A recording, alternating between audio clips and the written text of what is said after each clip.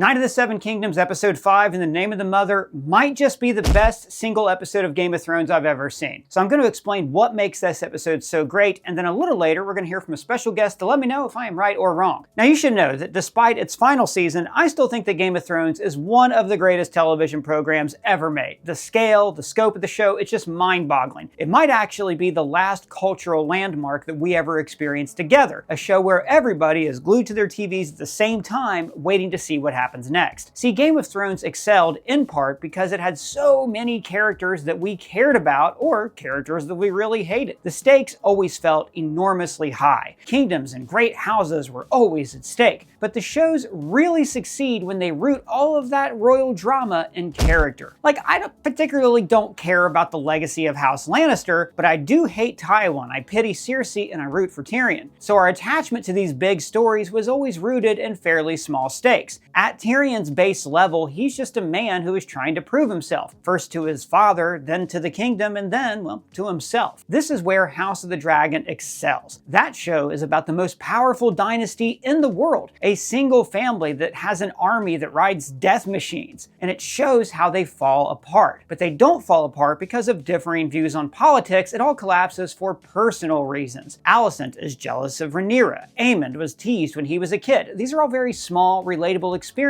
that have larger consequences. And that is why Knight of the Seven Kingdoms works so damn well. It is something that we've never had in this universe. A singular focus on one character. See, I feel like that I know Dunk better than any character from Game of Thrones. In the other shows, every character feels some sort of entitlement to title or a crown, or they feel some kind of importance about themselves. But Dunk is the first character who comes to the story with absolutely no ego and no sense of entitlement. Like in our breakdown videos, I keep comparing him to Rocky. Before Rocky became an action hero in 1976, he was just an ordinary guy who happened to be good at hitting people. It's a celebrated underdog story, a dimwit with a good heart, and that's Dunk. But the show uses Dunk's kind heart to make a commentary about Westeros society, and by extension, our own society. See, I'll be honest, when I read the book, I had no idea that Dunk was lying about being a knight, but the show makes this overt. Knight me. I shouldn't. And then I went back and looked on the internet and I realized, oh, people have been speculating this exact thing for years. But this one bit of information completely changes the meaning of the story. All through the original series and House of the Dragon, we have seen highborn knights who fight for their houses, or for honor, or for glory. In the case of Jorah Mormont, they fought for redemption or for love. But none of them ever actually fight to defend the weak or innocent. Even Brienne of Tarth, who has such a kind heart, but she swears herself to the protection of highborn women. And usually, these proper knights are evil bags of shit. They take what they want from others, and they only serve the interest of their houses or themselves. But Dunk is not technically a part of that system. He is pretending to be a part of that system. He is like a kid pretending to be a knight. It's one of many things that he and Egg have in common. Oi!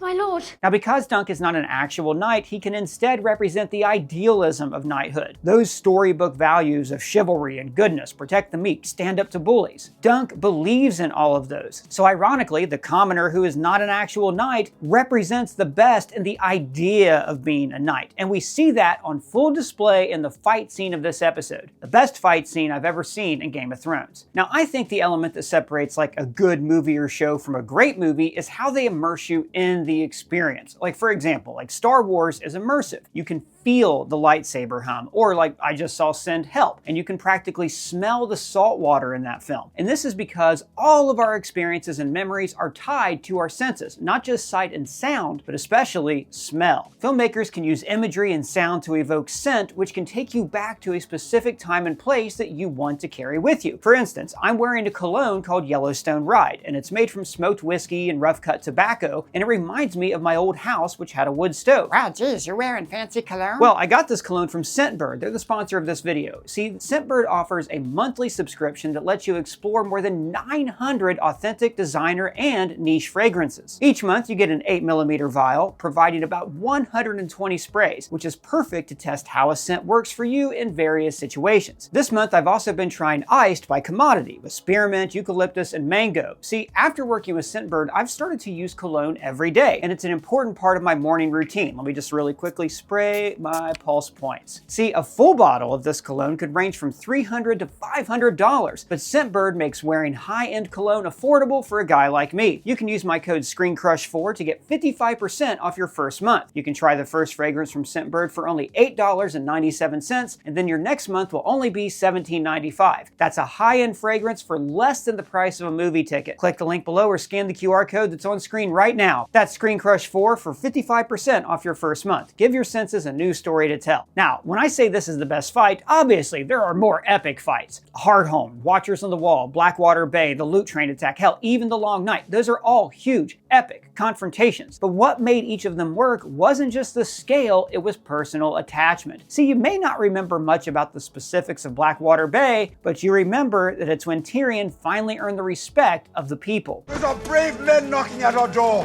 Let's go kill them! At least for a while. And for most of those battles, the characters had a physical stake, like Bronn didn't want to get burned alive by a dragon in the Battle of the Loot Train, but there wasn't always a personal stake in these fights. See, Watchers on the Wall was a huge confrontation, but at its core, it was really just about Jon and Ygritte. And this is just like the fight between Aerion and Dunk. Obviously, the fight is about Dunk's own survival, but also it's about his personal stake. Now, we broke down the fight in detail in our breakdown, but this is the most gritty, realistic fight I've ever seen in this show. Every swing of the sword feels like it's a massive effort. The mud is literally caked in our eyes. We are in this battle feeling every blow because we can all relate to Dunk on a personal level. But the brilliant turn of the episode wasn't just the fight, it was the way we interrupted the fight to show Dunk's past. Unlike every other Game of Thrones show, this series gives us flashbacks. And I think this was only used once in Game of Thrones when Cersei meets Maggie the Frog. But in this show, we continuously cut backward to Dunk's past. In the original series, people tell us about their past, like for instance when Tyrion described how he accidentally fell in love with a prostitute. Girl was a whore, you see. Jaime had arranged the whole thing.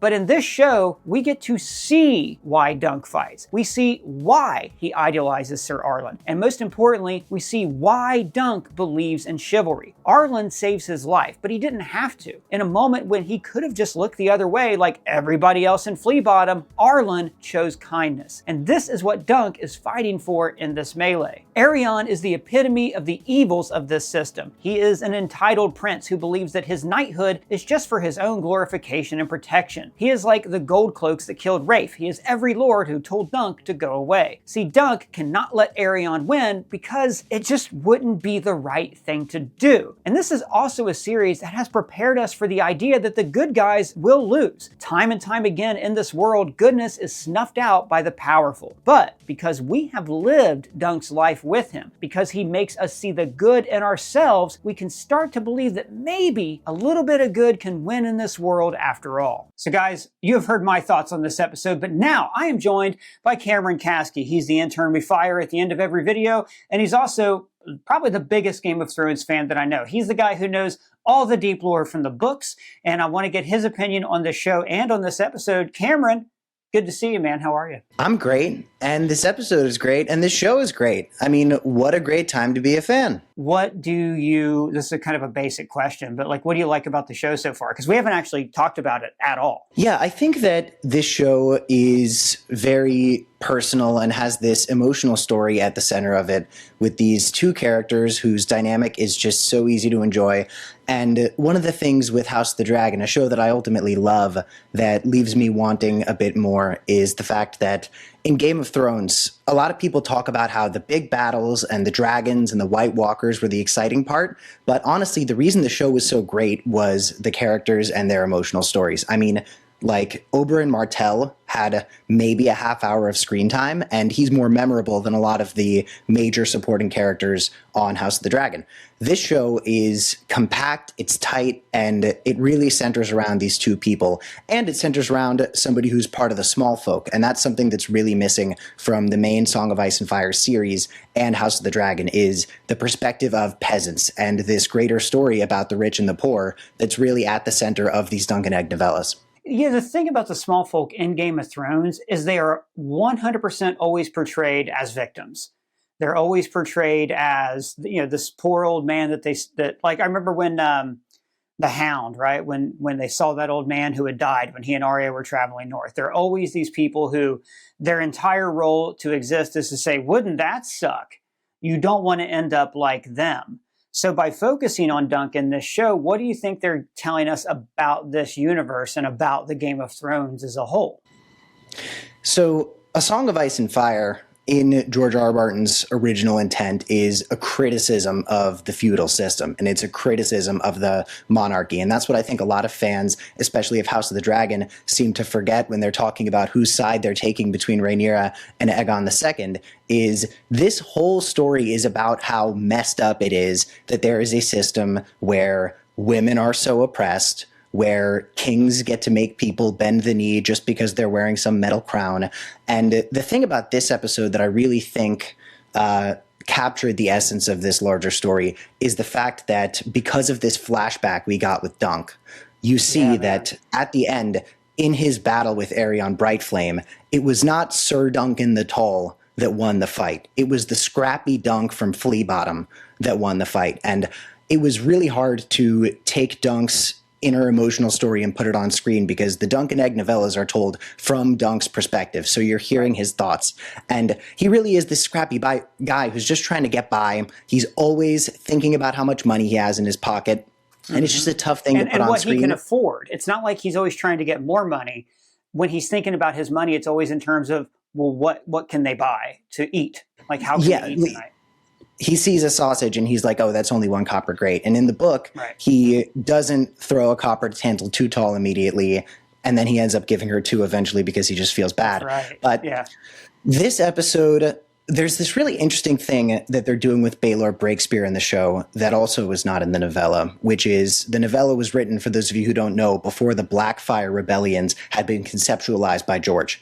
The first Dunk and Egg novella was written in between A Game of Thrones and A Clash of Kings. And you could tell that George was writing Dunk and Egg at the same time as Clash of Kings, because suddenly in Clash of Kings, Aerion Brightflame becomes a huge part of the conversation.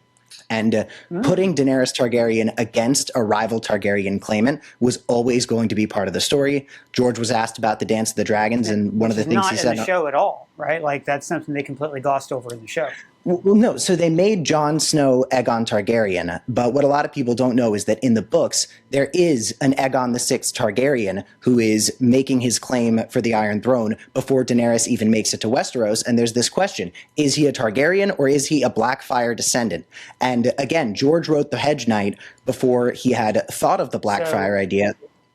Just to get some clarification, is Aegon VI, is he like the son of Rhaegar that he had with the Martell, oh my God, what's her name?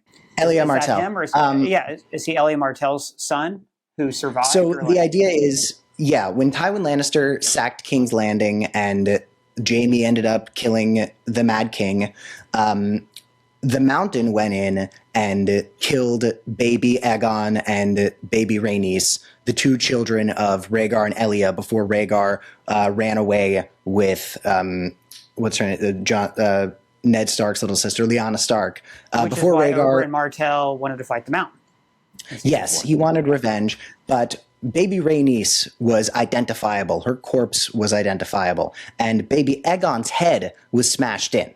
So right away, you see George planting the seed. You see George planting the seed for a potential switch. George likes to do this thing in his storytelling where he will leave a door open for something and then decide later on if he is going to take that path. So baby Aegon's corpse was unrecognizable, and I think that was George giving himself the option to either make it such a gruesome murder from the Mountain that you couldn't even tell who this baby was, or potentially a baby that could have been swapped out.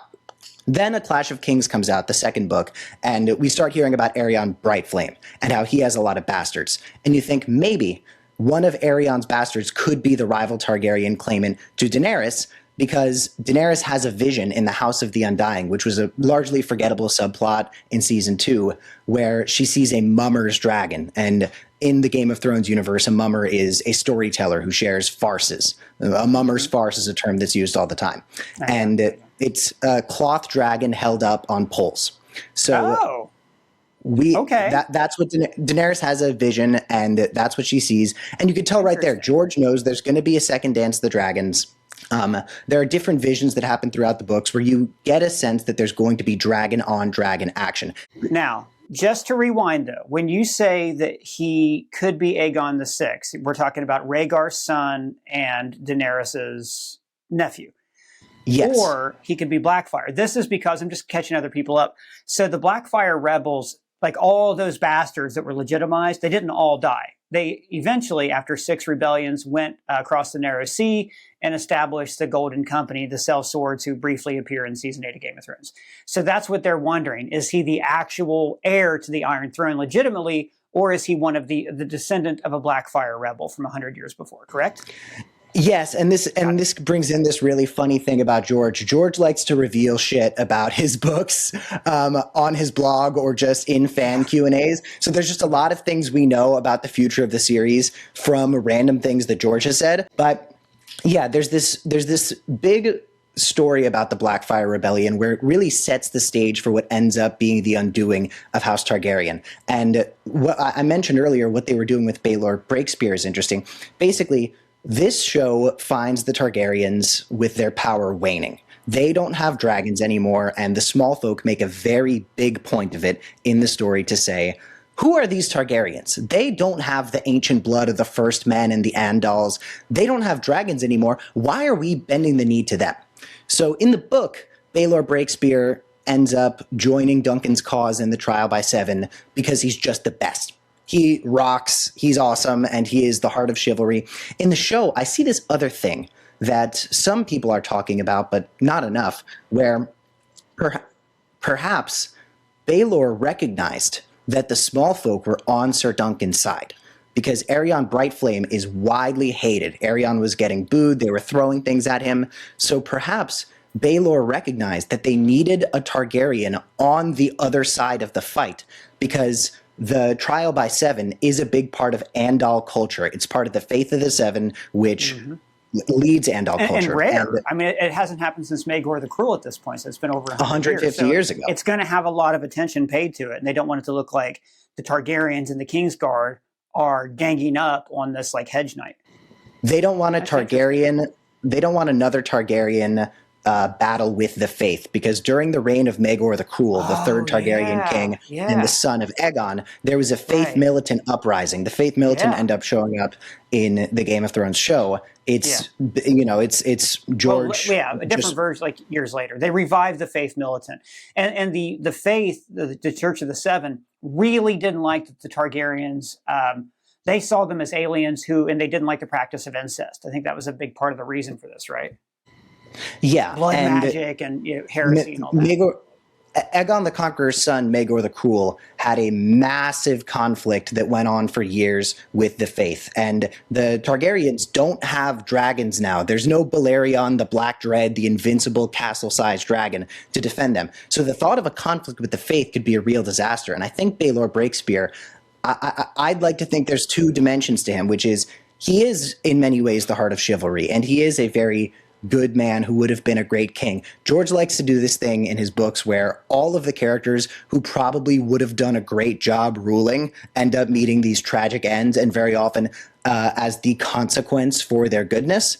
But in the show, you get the sense that maybe Baelor was trying to stave off another rebellion, because the Blackfyre Rebellion, which Ira Parker, the showrunner of Night of the Seven Kingdoms, has hinted we're going to see in flashbacks next season. The Blackfyre Rebellion did a lot of damage. I don't want no spoilers, but that makes sense for the next book. That'd be great. The next book, George had thought of the Blackfyre Rebellions. Basically, between A Clash of Kings and A Storm of Swords, George clearly started cooking with this idea of bastard legitimization, because he wanted to tell a story about Jon Snow's future if Ned Stark had remained Lord of Winterfell.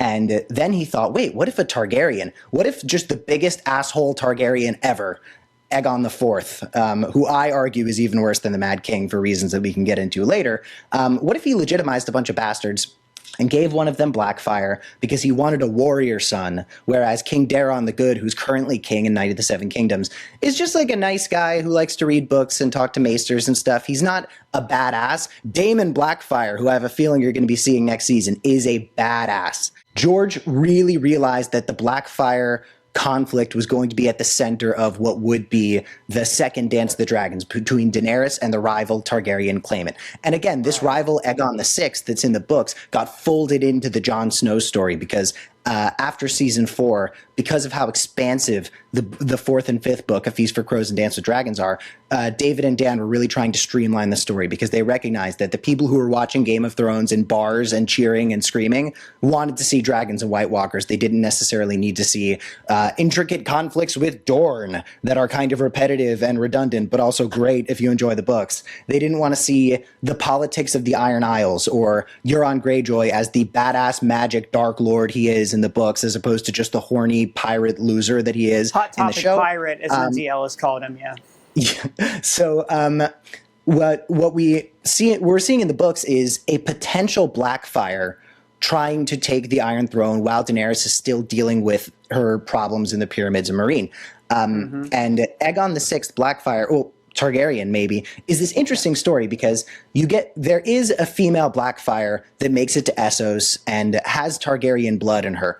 And there's a theory that Illyrio, the guy who is housing Daenerys and her brother Viserys, and eventually Peter Dinklage as well, Start of season 1. Illyrio might be Aegon the Sixth father, because Aegon the Sixth has the Valyrian features of the blonde hair and the dark purple eyes, and Tyrion is able to spot it pretty much immediately. There's a thought that he might be a Blackfire.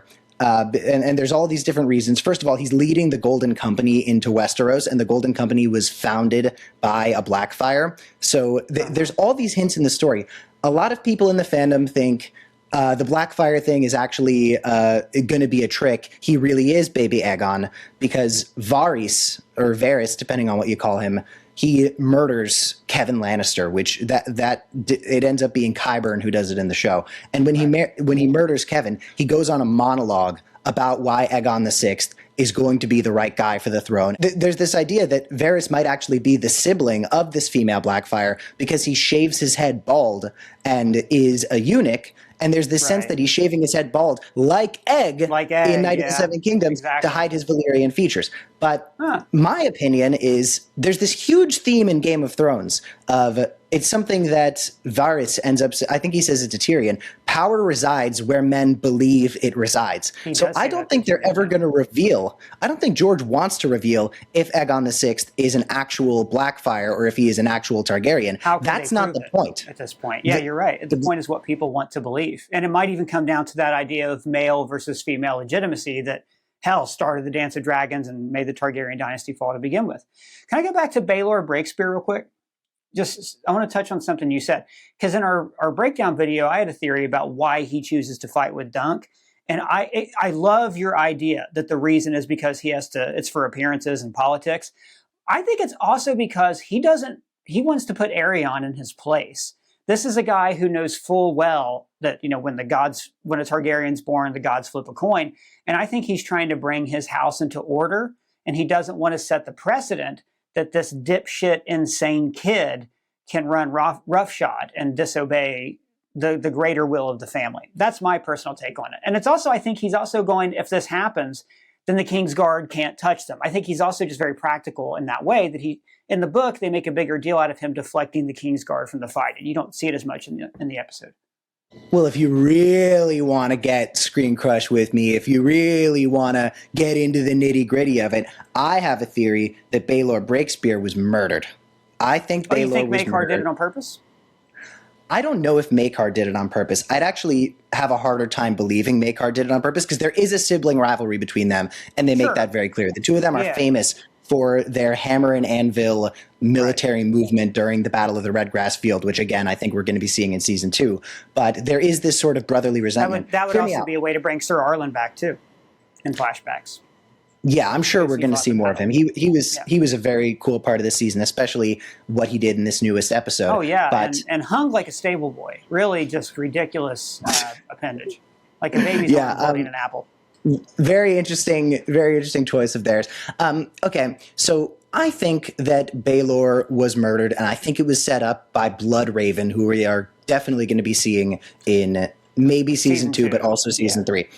Because Bloodraven is obsessed with Targaryen prophecy. For those of you who don't know, Bloodraven is of First Men and Targaryen blood. His mother is a Blackwood, his father's a Targaryen, and he's a huge Targaryen loyalist. He ends up being the three-eyed raven. In the books, he's called the three-eyed crow, but he's the three-eyed raven who ends up showing Bran how to use his extensive powers to look through the history of Westeros. Bloodraven was really obsessed with putting prophecy-obsessed Targaryens on the throne. And that is not Baelor Breakspear. As a matter of fact, dark-haired Targaryens always seem to have somebody scheming against them. Jacaerys Valerion had dark hair, and there was an entire war fought to keep him and his line off the throne. And Baelor Breakspear seems like he was trying to just be a good king and do his thing. I think that Bloodraven ended up setting up his death because Bloodraven is always pulling the strings to put the Targaryen over whom he can assert the most control on the throne. And that's what you're going to see from Bloodraven in the years to come, is a lot of dark influence over the Targaryens who sit the throne. Maybe because I know the Bloodraven first is the three-eyed raven, who obviously has noble intentions. Every time I read something about him, I always see him as a character who people think is this bad guy. They think that he's this dark sorcerer, this Rasputin figure, but he actually has the realm best interest at heart. But along those same lines, I wanted to ask you a question about Daemon Blackfyre, right? From the Blackfyre Rebellion. So we don't, George R.R. Martin has not written that half of Fire and Blood, so we don't know the intricate details of that.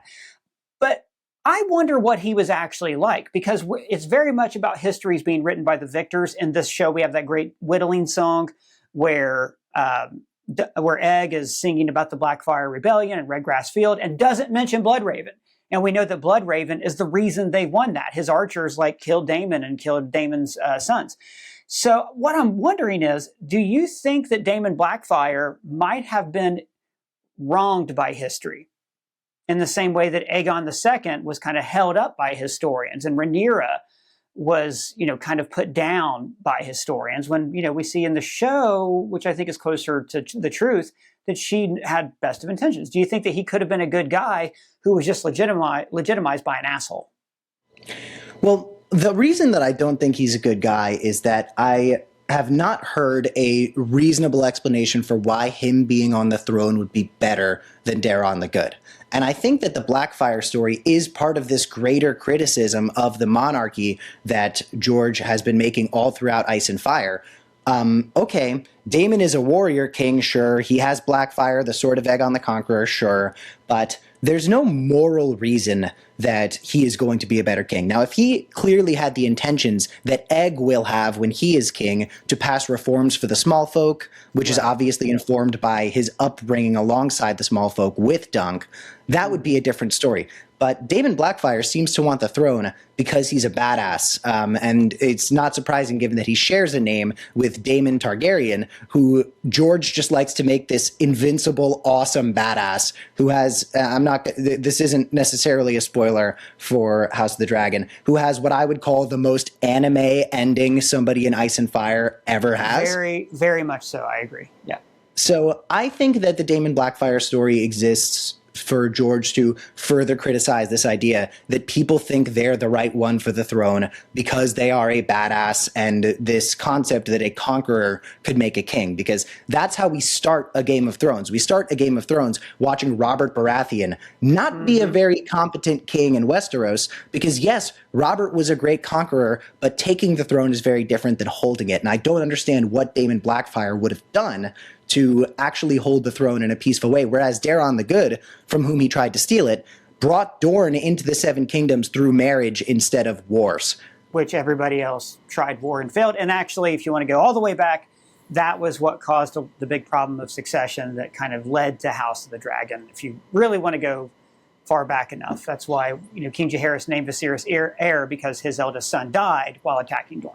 And I think one of the really interesting things this flashback did that we didn't get in the book is the book does show us that Dunk had this scrappy childhood where he had to maybe do some dark stuff to get by. But the story about him and this young woman who ends up getting murdered for the most Game of Thrones reasons possible, it really motivates him saving Tansel Too Tall in episode 3. Because they look alike too. they look alike. And it's this trauma.